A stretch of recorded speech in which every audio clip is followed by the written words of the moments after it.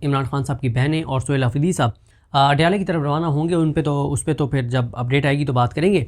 लेकिन ज़रा बात कर लेते हैं कि आज 2 जून से लेकर जून के इख्तिताम तक क्या चीज़ें हैं जो होने जा रही हैं और क्यों जो मैं आपको अर्ज़ कर रहा हूँ कि मौजूदा निज़ाम जो है वो बंद गली की तरफ तेज़ी से बढ़ रहा है। ऐसी क्या चीज़ें हैं और यही वो चीज़ें जिनसे तवज्जो हटाने के लिए जो है वो कभी शरवत मरवत साहब की पिटीशन डलवाई जाती है, कभी KP में फॉरवर्ड ब्लॉक की खबरें आती हैं चलवाई जाती हैं, कभी अनमोल पिंकी को लॉन्च कर दिया जाता है, कभी मोमना इकबाल को लॉन्च कर दिया जाता है, कभी कौन से कोई इशू तो कभी कोई इशू, और हमारे यूट्यूबर्स भी फिर इन इश्यूज़ के ऊपर लग जाते हैं। लेकिन असल इश्यूज़ कुछ और हैं जिनके ऊपर बहुत ज़्यादा बात होनी भी चाहिए, जो असल चैलेंजेस हैं और जो एक्टिविटीज़ हैं।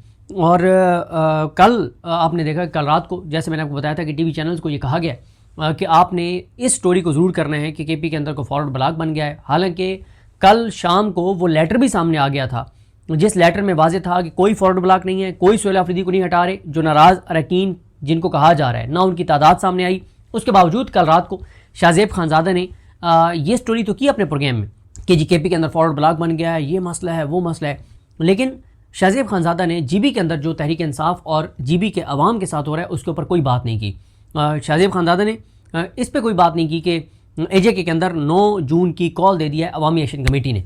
उन्होंने और जो चीज़ें थी वो उन पे बात करते हैं। देखें, इनके लिए मौजूदा निज़ाम के लिए जून के अंदर चैलेंजेस, आज 2 जून है, आज इमरान खान साहब की बहनें और सोहेल आफरीदी साहब अडयाला जाएंगे। इसके बाद 8 जून, 15 जून, 22 जून, 29 जून ये इमरान खान से मुलाकातों के दिन हैं और हर आने वाले हफ्ते में तहरीक इंसाफ को मज़ीद शिद्दत लानी होगी अगर वो चाहते हैं कि इमरान खान को हॉस्पिटल मुंतकिल किया जाए, अगर वो चाहते हैं कि इमरान खान से फैमिली की मुलाकातें बहाल हों। यह अब डिपेंड करता है तहरीक इंसाफ की क़यादत के ऊपर कि वो क्या करते हैं। लेकिन बहरहाल ये हर मंगल को एक चैलेंज इस निज़ाम के लिए ज़रूर है जब तक इमरान खान से मुलाकातें बहाल नहीं होती और जब तक उनको हॉस्पिटल मुंतकिल करके उनका प्रॉपर इलाज नहीं किया जाता। उसके बाद 5 जून से बजट इजलास शुरू हो रहा है और बजट इजलास में कौमी असम्बली के अंदर, सेनेट के अंदर भरपूर एहतजाज होगा, तकरीरें होंगी। फिर इसी तरह से रोज़ाना कोई ना कोई एक रिपोर्ट सामने आएगी क्योंकि जो माली साल है पाकिस्तान का वो शुरू होता है 1 जुलाई से लेकर 30 जून तक। अब क्योंकि अब 30 जून को इस माली साल ने ख़त्म होने 2025-26 ने, तो इसमें होना ये है कि रोज़ अब आपके सामने रिपोर्ट्स आएंगी। कभी लार्ज स्केल मैन्युफैक्चरिंग की रिपोर्ट आएगी, कभी ज़राअत की रिपोर्ट आएगी, कभी किसी चीज़ की रिपोर्ट आएगी, कभी किसी चीज़ की रिपोर्ट आएगी और हर रिपोर्ट इस हुकूमत के ख़िलाफ़ चार्जशीट होगी, इस हुकूमत के ऊपर FIR होगी और इनकी अपनी रिपोर्ट्स ये बात बताएंगी कि ये पिछले साल में कोई टारगेट अचीव नहीं कर सके और हर रिपोर्ट ये बताएगी कि पाकिस्तान का हर शोबा 9 अप्रैल 2022 से पीछे गया है, आगे नहीं बढ़ा, जिस दिन इमरान खान को हटाकर रजीम चेंज की गई थी। इसी तरह से 5 जून को सरकारी मुलाजमीन ने एहतजाज की कॉल दे दी है और 5 जून से सरकारी मुलाजमीन एहतजाज शुरू करेंगे। इसी तरह से ताजिर तंजीमों ने इजलास बुला लिया है। उन्होंने कहा है कि वो भी भरपूर एहतजाज की तरफ जा रहे हैं क्योंकि ताजरों के हालात बहुत ही ज़्यादा ख़राब हैं। तो ताजरों ने भी एहतजाज करने के लिए मीटिंग्स बुला ली हैं। अच्छा, सरकारी मुलाजमीन हों, ताजिर हों, किसान हों, इनका सबसे बड़ा जो इनकी बदकिस्मती है वो ये है कि इनकी जो लीडरशिप है वो बहुत से ग्रुप्स हैं और तकरीबन अक्सरियत जो ग्रुप हैं वो कंप्रोमाइज़ हो जाते हैं, वो हुकूमत के साथ मिल जाते हैं पस मर्दा फ़ायदा लेकर और वो हुकूमत के हाथों बिक जाते हैं। अगर ताजरों के जो नुमाइंदे हैं वो मुखलिस हों ताजरों के साथ, सवाल ही पैदा नहीं होता कि ये हुकूमत ताजरों के सामने एक दिन के लिए भी ठहर सके। इनको ताजरों का हर जायज़ मुतालबा मानना होगा। सरकारी मुलाजमीन की क़यादत अगर मुखलिस हो तो हो ही नहीं सकता कि हुकूमत सरकारी मुलाजमीन के सामने खड़ी हो सके क्योंकि इतनी बड़ी तादाद में सरकारी मुलाजमीन। तीसरा, अगर किसानों के लीडर्स मुखलिस हों उनके साथ तो हो ही नहीं सकता कि हुकूमत किसानों के सामने खड़ी हो सके। इंडिया के अंदर आप देख लें, किसानों के सामने हुकूमत को सरेंडर करना पड़ा, हुकूमत नहीं खड़ी हो सकती। लेकिन इन तीनों की बदकिस्मती ये है, चाहे वो किसान हो, ताजिर हो, सरकारी मुलाजमीन हो, कि इनकी क़यादत जो है वो आखिर में आके बिक जाती है। आज़ाद कश्मीर की आपने देखा था, अवामी एक्शन कमेटी की क़यादत नहीं बिकी थी तो एक बार तो हुकूमत ने सरेंडर कर दिया था, ठीक है, उनके मुतालबात नहीं माने गए, वो दोबारा एक्टिव हैं, लेकिन एक बार तो उनकी बात मानी गई और बहुत सी चीज़ें उन्होंने मनवा भी ली, एग्जीक्यूट भी करवा ली। तो अब ये ताजरों का, किसानों का, सरकारी मुलाजमीन के ऊपर की क़यादत के ऊपर डिपेंड करता है कि वो हुकूमत के हाथों बिक जाते हैं या अपने अपने जो लोग हैं उनको उनके जायज़ हकूक़ दिलवाते हैं।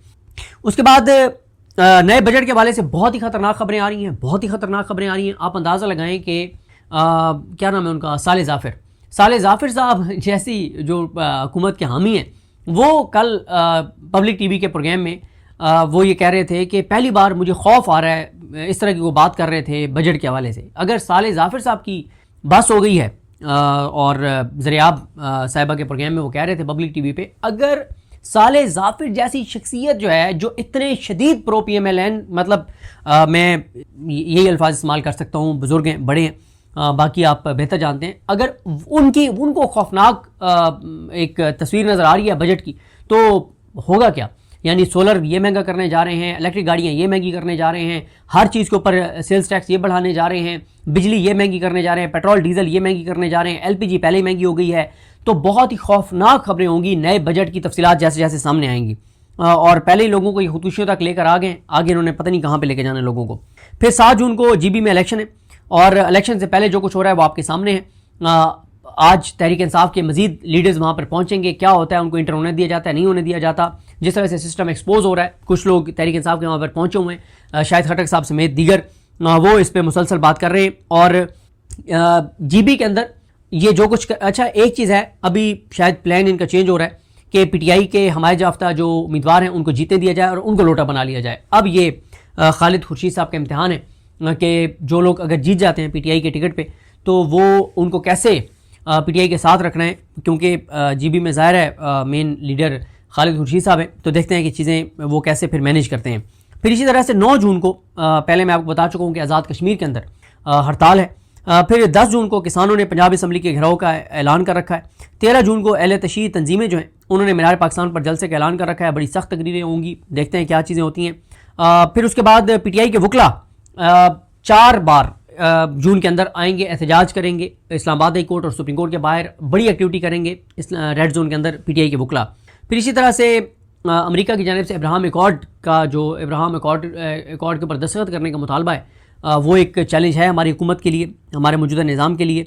फिर इसी तरह से तहरीक तहफ़्फ़ुज़ पाकिस्तान ने तफसीलात जारी तो नहीं की और ना वो कुछ बता रहे हैं, और ठीक है, ये बिल्कुल उनको बताना भी नहीं चाहिए। तो इतलात ये है कि तहरीक तहफ़्फ़ुज़ पाकिस्तान कुछ चीज़ें करने जा रही है। वो कोई ये नहीं होगा कि कोई इस्लामाबाद को कॉल देने जा रहे हैं या बहुत बड़ी सड़क के ऊपर एजिटेशन करने जा रहे हैं। मेरी इतला ये है कि इस बार वो कुछ ऐसा करने जा रहे हैं जो स्मार्ट तरीका होगा और जिसका असर जो है वो बहुत ही ज़बरदस्त उनके मुताबिक होगा। लेकिन वो शेयर कुछ नहीं कर रहे, लेकिन वो भी कुछ चीज़ें करने जा रहे हैं। बताया जा रहा है कि कुल 6 इवेंट्स हैं जून के अंदर जो वो करने जा रहे हैं, कुछ 6 एक्टिविटीज़ हैं जो तहरीक तहफ़्फ़ुज़ पाकिस्तान करने जा रही है। फिर इसी तरह से ये पहले कह चुके हैं महमूद अला चकज़ई साहब और असद कैसर साहब के कौमी असम्बली से मुस्ताफ़ी भी हो सकते हैं, और ज़ाहिर है उससे फिर खासा एक सियासी बहरान जो है वो इस निज़ाम के लिए बढ़ जाएगा।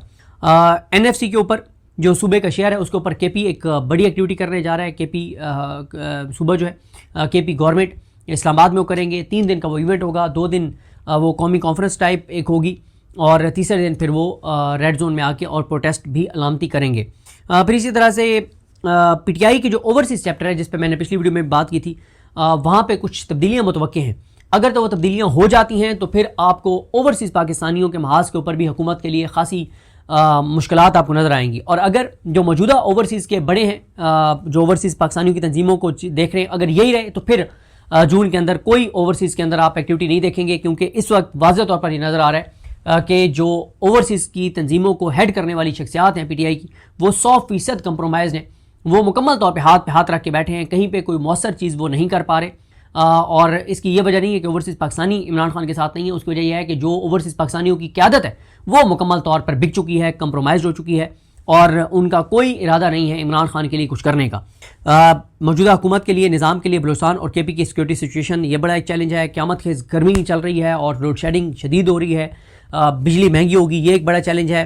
इंडिया और अफगानिस्तान की सूरत हाल भी एक चैलेंज है। सिंध तास मुआहदे की मुअत्तली के बायस काश्तकारों के लिए जो है वो पानी की शदीद किल्लत, ये एक बड़ा चैलेंज है। इसके ऊपर आप देखेंगे किसान बात करना शुरू हो जाएंगे बहुत ज़्यादा।